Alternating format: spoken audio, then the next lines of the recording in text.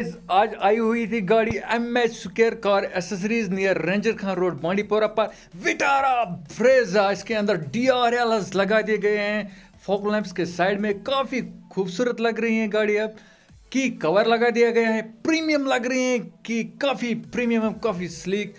Chrome kit लगा दी गई है ऑल अराउंड। आप देख सकते हो डोर हैंडल्स पर क्रोम लगाने के बाद क्या लुक आ रहा है, ज़बरदस्त। ये साइड मिरर पर ORVM जिसको कहा जाता है, और टर्न इंडिकेटर्स भी इसमें अलग हो जाते हैं। ये फ्रंट हेडलैम्प्स के लिए क्रोम, क्या ज़बरदस्त लुक आ रहे हैं। डोर गार्ड्स भी लगा दिए गए हैं।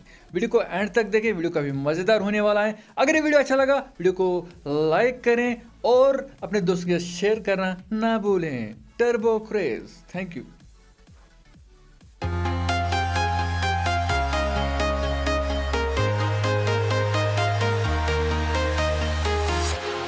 Walking alone, the streets are empty.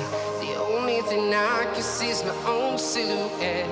I'm getting stronger, step by step. The clock is ticking, but there's no time for me.